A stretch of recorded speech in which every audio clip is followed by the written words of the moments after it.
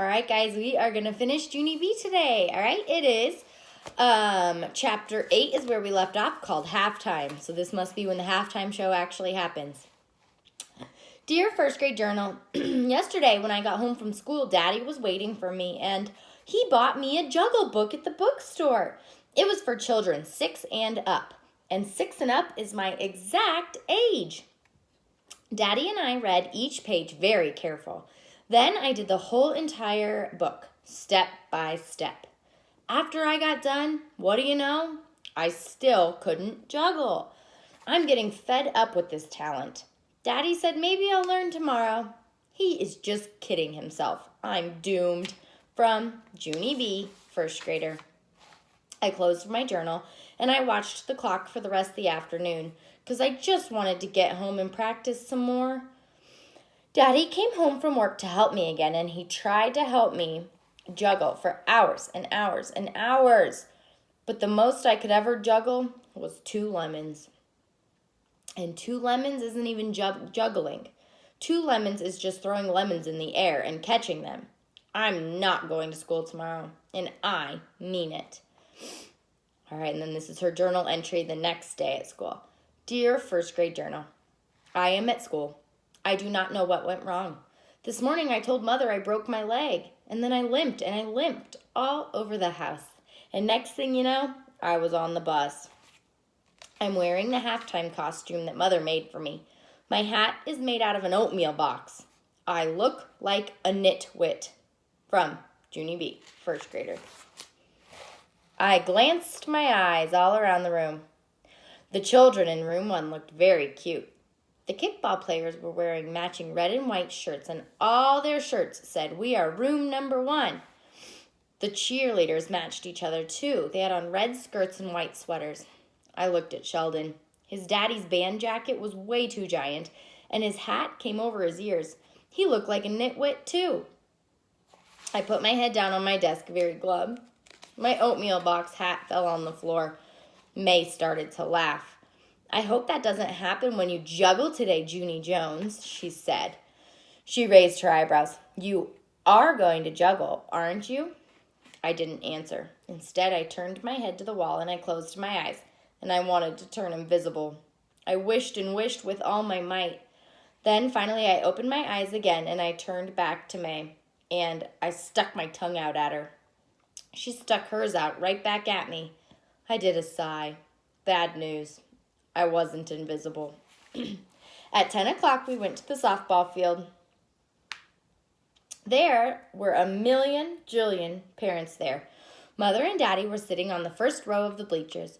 Grandma and Grandpa Miller were sitting right next to them. They were holding my baby brother named Ollie. He was still mooing. All of them waved at me. I did not wave back, 'cause I was trying to be invisible, of course. Me and Sheldon sat down together. I looked at the people in the bleachers, and then he quick turned around again, and he pulled his band hat over his face, and he giggled very nutty. Stop doing that. You're just calling attention to ourselves. Sheldon put a symbol on his head. I rolled my eyes at that dumb guy, and then I hid my face in my skirt, and I didn't watch the tournament. There were 2 games going on at once.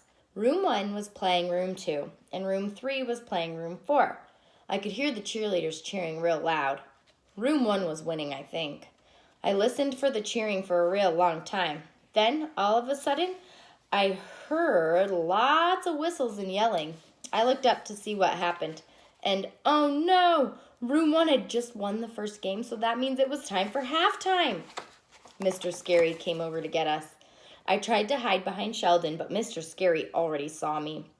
He said it is perfectly normal for me to feel nervous, but just relax and try to enjoy myself. This is going to be a day you'll never forget, he told me. My skin did a shiver.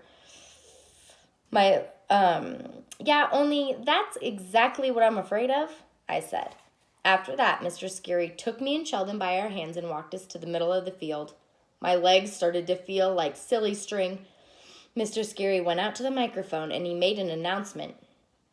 Welcome to our halftime show, everyone, he said. While rooms 1 and 4 are resting for the final game of the tournament, 2 of my students will present some very special entertainment. He winked at me and Sheldon.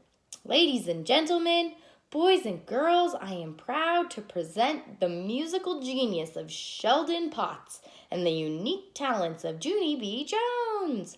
As soon as he finished, he pointed to me and Sheldon, and he gave us the signal to go. Sheldon did a whimper. He did not move. I looked at his face. It was the color of glue. Mr. Scary hurried over, and he gave Sheldon a nudge. "Okay, go," he said. "Take off." Very slowly, I raised up my wood block, and I hit it with my drumstick real light. Tap. "Louder," said Mr. Scary. "You've got to play it louder, Junie B, and with a little bit of pep, okay?" I took a big breath. Tap, tap, tap. Mr. Scary nodded. "Yes, better," he said. I swallowed really hard. Tap, tap, tap. Mr. Scary gave me a thumbs up. "That's it, Junie B, keep it up." I kept it up. Tap, tap, tap, tap, tap. Then pretty soon my feet just started tapping too, and they just marched me right onto the field. I looked behind me. Sheldon was still on the sideline. His face looked even whiter. I ran back there and tugged on his arm. "Come on, Sheldon, let's go," I said. Sheldon plopped down in the grass. I can't, he said. I made a fist at that boy. "Oh, yes, you can, Sheldon. You've got to. This whole show was your idea, and I'm not doing it by myself." After that, I helped Sheldon stand up, and I dragged him onto the field. And that is when the worst thing of all happened. Room 2 started laughing their heads off at us. And it was the meanest laughing I ever even heard. Sheldon froze very stiff. He stood there like a statue, and he wouldn't budge. Then, all of a sudden, crash! He dropped his cymbals and ran across the playground as fast as a speedboat. One of the teachers ran after him, but Sheldon zoomed faster and faster. Then he ran behind the swing sets, and he circled around the monkey bars, and he kept running and running till he was all the way behind the school. And what do you know? He never came back. There goes Sheldon. And if you look at Junie B, you can see the oatmeal. The oatmeal can is her head. Oh, Junie B. All right. Chapter 9 is called Plops. Room 2 laughed even louder. Rooms 3 and 4 laughed too. I hated that noise. I hated it. Tears came into my eyes, and my nose started sniffling very much. I hanged my head so no one could see, and that's when I spotted them. Sheldon's cymbals. They were still lying in the grass next to my feet. I picked them up and I crashed them together so I wouldn't hear the laughing. And it worked, I tell you, it worked. I couldn't hear the laughing at all.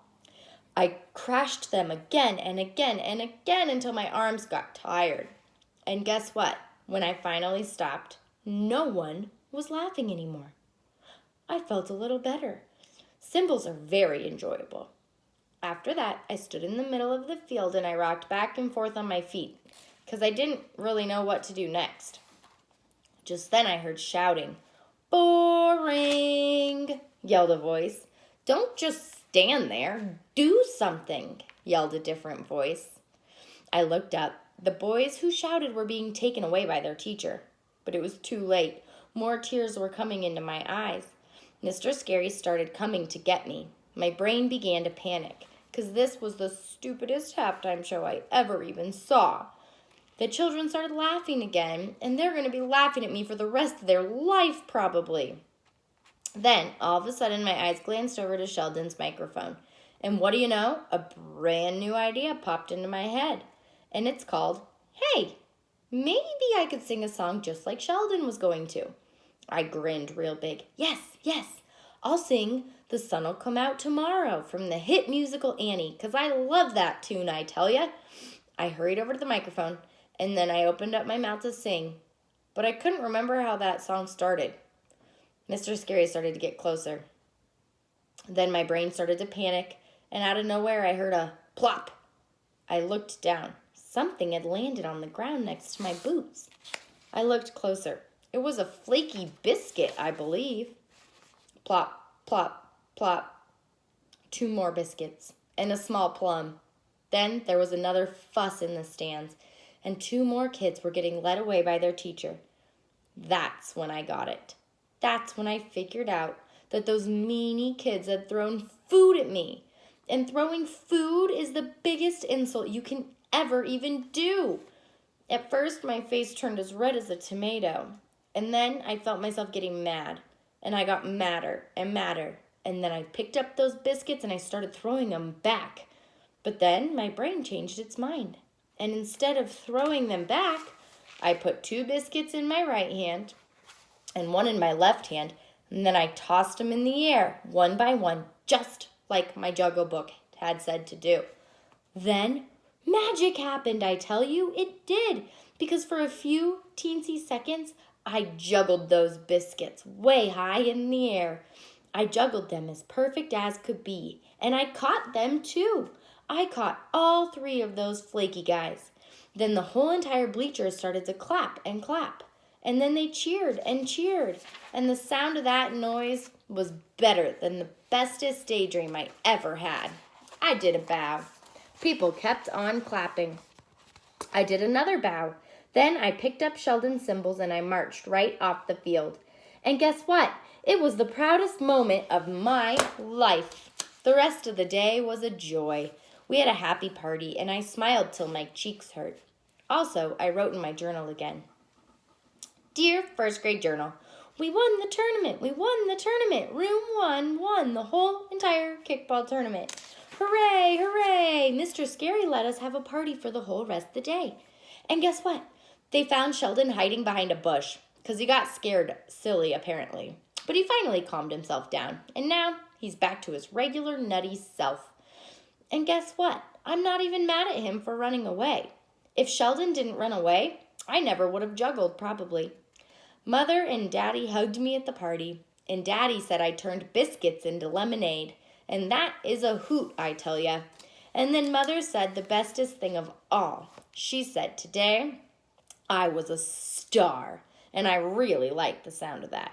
Yep, I really did. From Junie B, first grader, star. If you look, she put a star next to her name in her journal. All right, guys, so that is the end of Junie B. First Grader One Man Band. Next week, we will read book number 22.